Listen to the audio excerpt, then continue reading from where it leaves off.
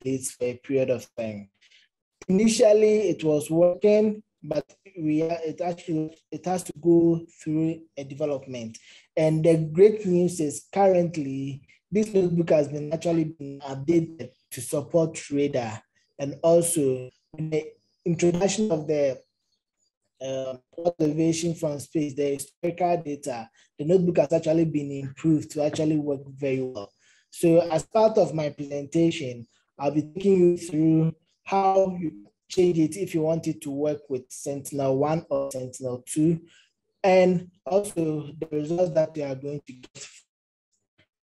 So the first book that I'm taking you through will be to load it with Sentinel-2. Because you are using the Sentinel-2, the time period actually starts from 2017, and it doesn't contain much codes for you to go through. So it's actually more visualization tool that you can actually use it for analysis. So in cell 2, what we see here is the start year and the end year. Because we are doing it for the whole of Sentinel-2, you are going to use it for 2017 to 2020. At this particular point, you specify the type of image that you want to use. Sorry, it's the GeoMedian Sentinel-2, not the whole archiver. So the GeoMedian that has been created. So at this particular point, you can specify if you want to use Sentinel-1 or Sentinel-2. Sentinel-2 will be the GeoMedian product that we have from Digital Earth Africa, and the Sentinel-1 will be the Sentinel-1 will be the radar imagery. It actually accepts shapefiles, KML, JJ, shapefile of any particular area that you have. We just point to that particular area. So with here, we've actually pointed it to a particular forest reserve within the Pampama Forest Reserve within Ghana. So as you can see, this is the area here, and this place is the forest reserve. So normally, it should have any kind of degradation ongoing within it. But let's see what the node will do for us. So using the GeoMedian, we plotted the number of years of image. So we have 2017, 2020, and there's the visualizing it in the RGB format, in the optical format, where you actually see the color that we appreciate more. And as you can see, in 2017, the forest was actually intact. That was actually happening into it. Although there is gold in the meaning the gold within the forest reserve, because the forest it has to be protected. But as time goes on,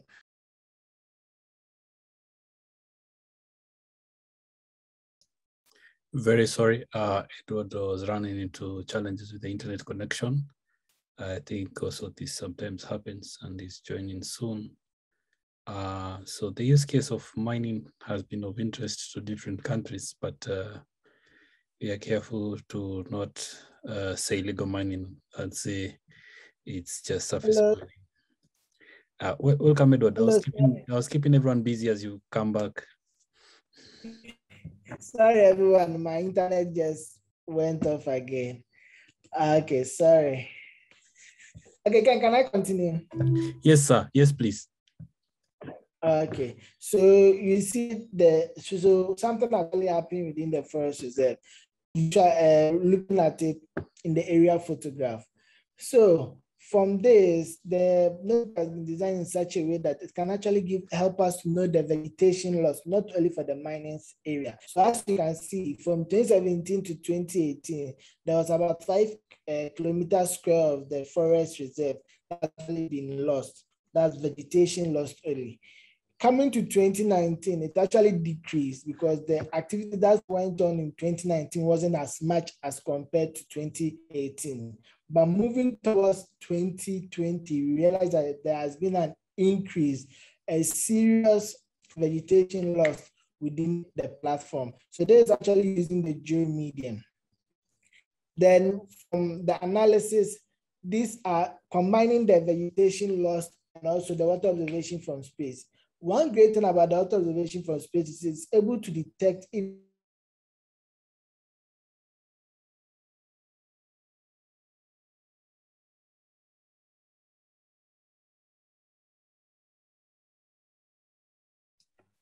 hello, Please kindly give me a minute. Let me change my network. Yes, please change to MTN. I know you're struggling with Vodafone. Sometimes it happens.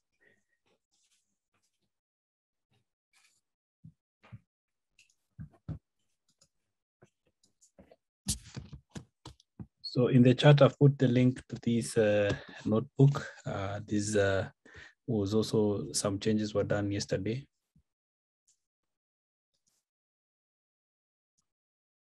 So the surface mining notebook has been designed that you can also put some shapefile. To be more specific, for this case, there was an outline of the forest. Okay. Can I think right now? I hope my internet won't go off again. I'm hoping so. Sorry, everyone. So it's actually been able to help you to identify the areas of the mining areas. And not only are we giving you the graph or the imagery, but they're also giving you the estimation, what has actually been happening with the forest reserve. So as you can see in 2017, this was the amount that was, and the percentage was 13%. And in 2020, in that same year, the vegetation loss from possible mining is what you see here, and this percentage. So the notebook has actually been developed and improved in such a way that it will only give you the pictorial view, the analysis also from what you can actually get from the imagery. At this portion, on cell 3, on cell 2, at this area is where you specify the image, the shapefile that you want to use. It can be a KML shapefile. Somebody can just draw on the KML and come and upload it here, and it will actually work it for you. So that this is when you want to use the optical version of the GeoMap. What about if you want to use the radar version? So as you can see, at this particular cell 2, where you have the product, you just specify. If you want to use Sentinel-2 GeoMap, you make sure you specify S2. But if you want to use the Sentinel-1, you specify S1. And the vector file should point to where your shapefile is. Currently, the shapefile is in the data folder and it's in the Palm Forest. So that's the name of the, so you point it to that directory, get the area. Using that same process, so as you can see, the radar starts from 2018. So using the data to do a yield composite to map out the whole of the area. And from comparing with the optical, realize that in 2018 to 2020, a huge vegetation loss that actually happened within that particular area.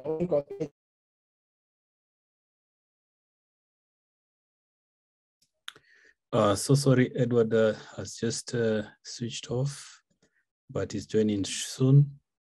So he was giving a demonstration at this point where we are talking about the loss of the forest, the vegetation cover, and before here we looked at how you could add your shapefiles. This was for this particular area. And this is some of the results showing some of the areas with the degradation, which is like the forest. And finally, at this particular step, you'll see loss of vegetation, but more specifically around the river. So for the mining, they normally use the river to transport some of these products. So that's why there's the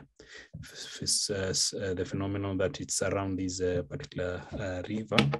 And since I'm on this call with someone from the Forest Commission in Ghana, I'm very careful not to say it's due to illegal mining. It's just to maybe excess mining, etc., etc.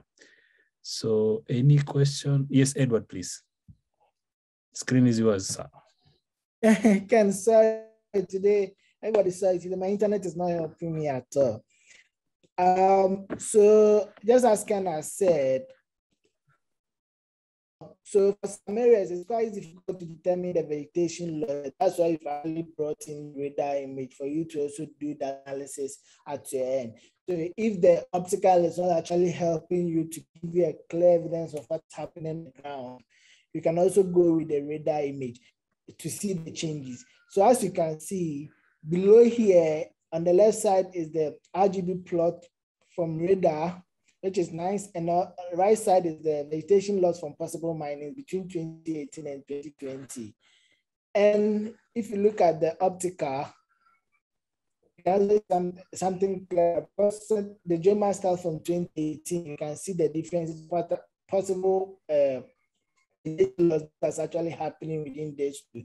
So with this, we'll be happy if you know any area that has been lost due to vegetation, then just clip it from the engine, or if you have the shapefile, then you can try to run it for these two specifically areas using the radar Sentinel to see the results that you get. And you'll be happy if the results that you get, you can just clip it out and share it with us on the WhatsApp page for us to know how the results that you have. That will actually be really cool, because to have these two players, the radar and the optical, having them available and doing comparison with those two images actually make it great for us. So we'll be happy if you can visit, go to the use cases folder. Then within the use cases folder, you go to the surface mining screening.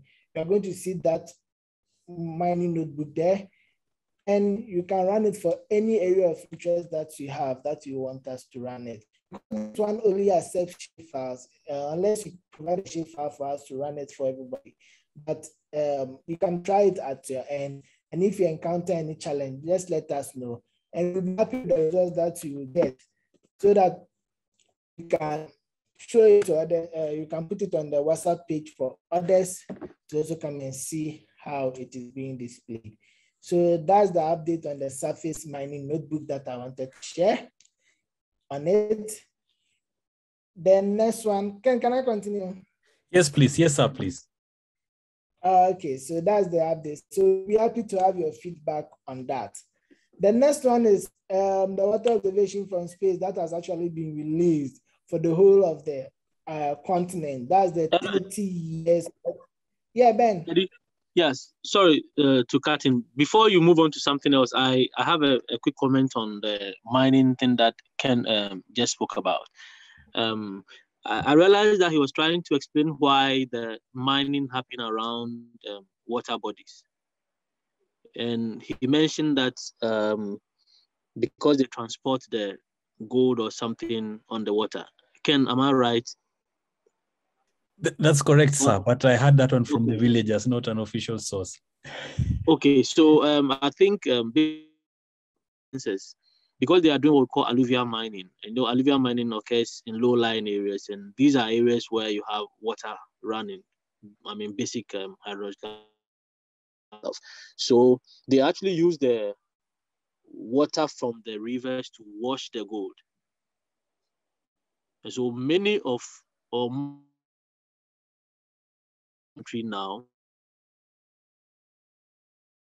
water to wash the gold. Some of them put water pumps in the river to pump water into their ponds and then push it back into the river. And that's what also causes the high turbidity in our water bodies and all that. So it's not basically about transportation of the gold or anything. It's more of using the water to do the washing of the gold.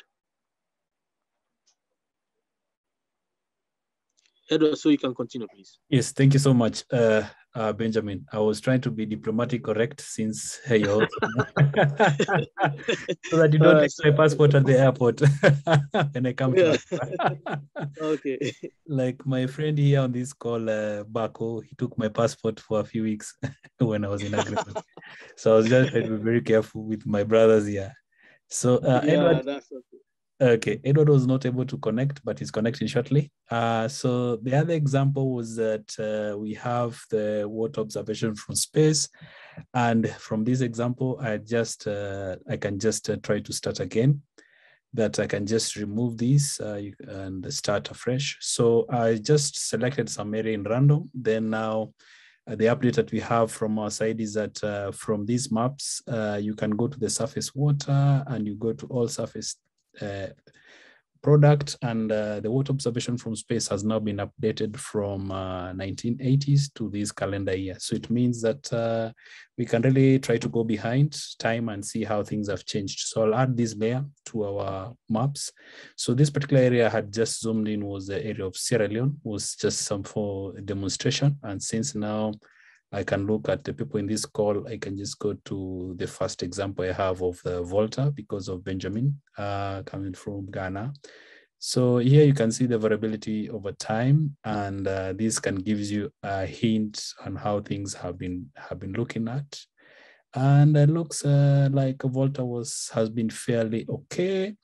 Then since now we are in this call with everybody from here, I was thinking of another example as you guys think about it. And I was trying to educate the people from Kenya that the Lake Turkana has also experienced a lot of these changes, especially in the north. And the politics around here is that there's a dam being built in the side of Ethiopia, which affects this water area. And also for those from the region, they know that this is quite a dispute area. It's called the Triangle area, where it either belongs to Kenya, South Sudan, or Ethiopia. So areas around conflict, you can see the changes in water quite common. And the best would have been this, that I'll be able to educate these guys if they know of a lake called Lake Logobiti. Perhaps Eileen knows it because she's a hydrologist in the background. Yes, I do. Yeah.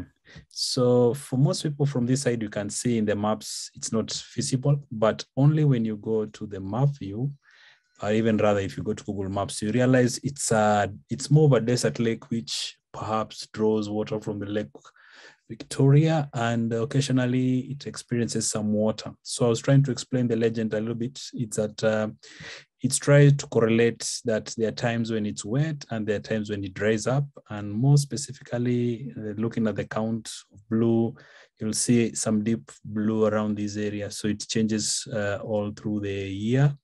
And you can see this one was another legend where whether water is detected and depending on the variability and observations from time. And now, since this is an interactive session, I wish to have examples from everybody. So who's coming next? Momodu, do you have an, or yes, Edward. Oh, yes, let me share one example so that whilst they give us, whilst we wait for them to.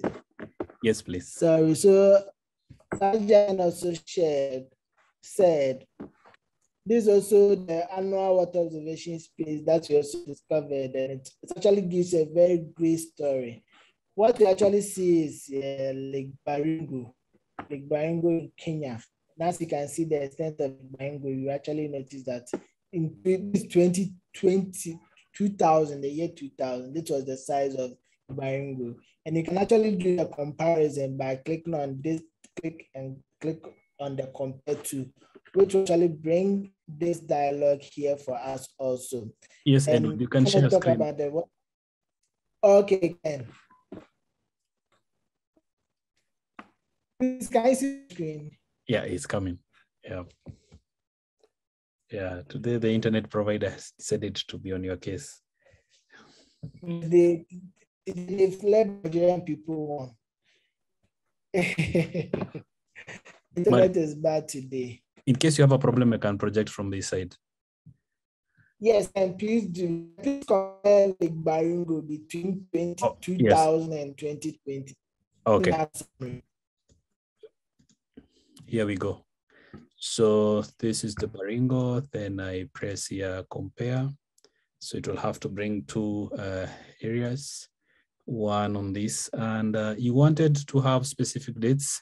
So that one for date means that I have to go to the previous product, which was the annual summary.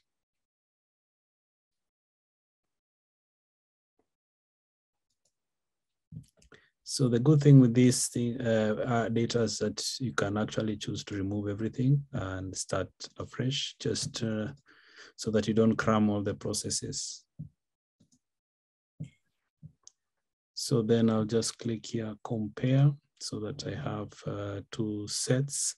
Then from the example of Edward, you wanted us to go to which year? 2000 would be fine. When some of us were born, or before? Or before AD? Yeah. Yep. You can compare today. So, so this is an example of things were different in 85. Things were different in 2021. I wish to look at last year. I think last year is when we had the floods at some point. Yeah. Chief Edward. Hey. Yeah. Okay. Yes, Ken. I'm here. I thought I was on mute. I was trying to do something between 2 years, and it looks the product between, it's an average of the same product we had last year, which we can go to 2019 and look at the change. So the scenario was slightly floods around 2019, 2020, because this is when we saw in the media, and the story can be different if you look at 2019, there's some water, flooding, etc. And I remember we had this El Nino around this time of, it was a dry time, excess time. Yeah, there was the La Nino was excess flood, excess drains. Yeah, so Edward, that was the Baringo one. And I wanted to point out to, there is a lake called Lake 94, which seems whenever there are floods, somehow connected with the two. So anyone else you want to have as an example for anyone in the call?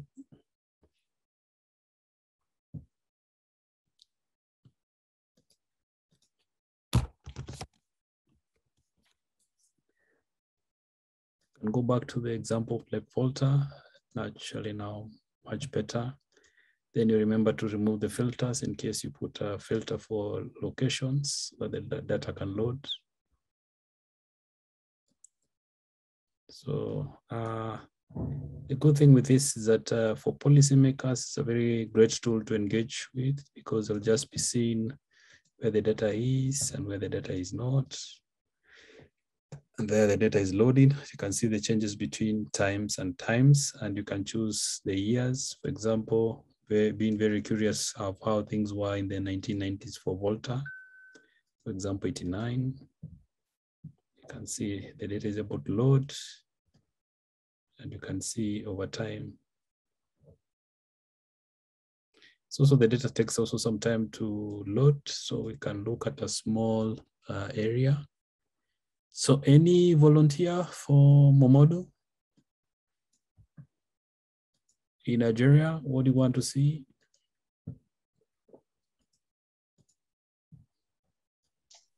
Hi, Ken. Yes, sir. Maybe before Momodu comes in, you could look at Lake Bosumtwi in Bosumtwi in Kumasi. In Kumasi, yes. Yeah. But that's fairly small line, so we can have something useful. Actually, that's where Edward is come from. And he was at NUST. Oh yeah, I was at NUST too. Ah, so fellow alumni. And why are you making his life so There you go. He's bosom to its lobby. Okay. So were you interested in some years in mind? Yeah, so maybe we should look at Bosumtwi across the time series, maybe from the 1980s, 20s, something like that. Yeah, maybe 10-year interval. Let's see what has happened. Is it expanding or is it reducing?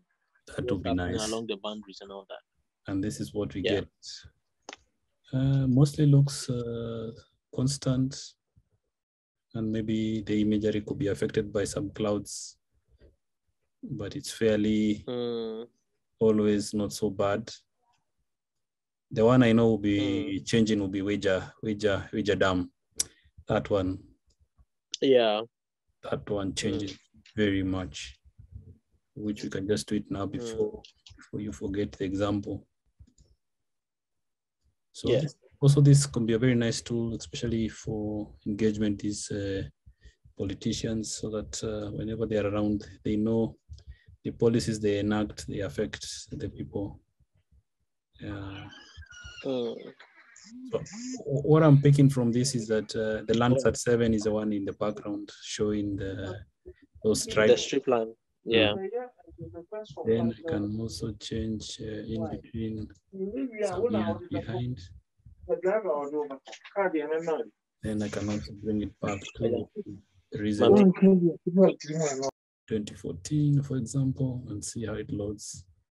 It's pretty much not so bad. Yeah. So those interactions can be good to engage with persons. Yeah. So anyone else with an example in mind? That was the observations from space. Then there was a new update also on the fractional cover, which now that one is available on the Sandbox. Ken, yes, sir. I'm sorry for interrupting again. Is it right under the wager? Yes, I'm here now. Towards the bottom, I see this area too. Can you? Yeah, this is normally the salt pond. The pond, yeah, the lagoon. Okay. Yeah. Okay. Yeah, let me just remove this background. Okay. Yeah, okay. This is the lagoon area. Okay. Yeah. No, these are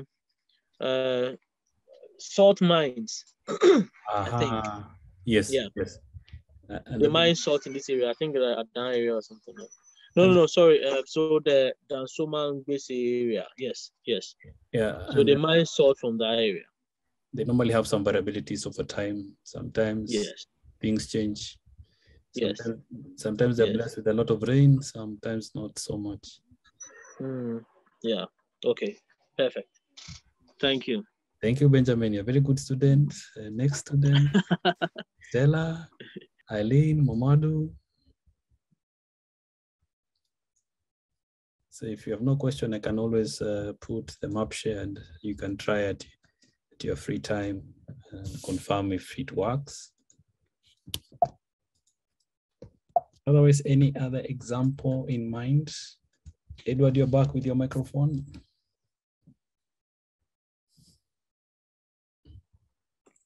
Yeah, can you hear me now? Yes, yeah.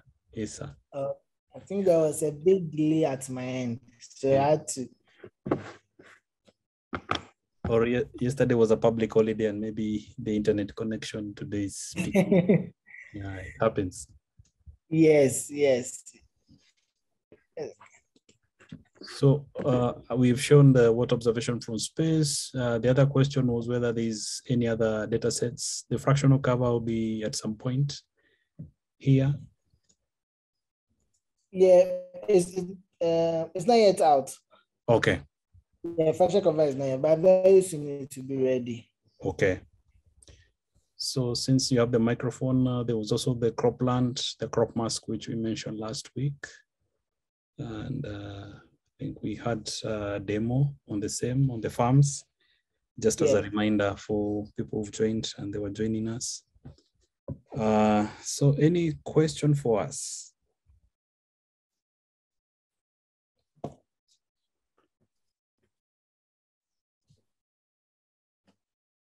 So Stella, would you like to present for us next week? Yeah, that was just. Depending on whether you'll have some time. I can. Yes, I will have some time next week. There's a notebook that Edward posted, I think 2 days ago. Yes. Yes, or it was you who posted it. Yes, so I've been loading it. I've been just having difficulty with changing the years, but I think I'll reach out to one of you, then you can help me with that, because I tried to change and it wasn't working on my side. So yeah, but definitely maybe next week I can try something else. Thank you so much, Stella. It's a nice presentation, Edward. Thank you, Stella. Sorry for my internet delays. We are clapping for Edward, and the internet will be fixed. So at least we have Stella. Momodu said he can get some time next week to present on something.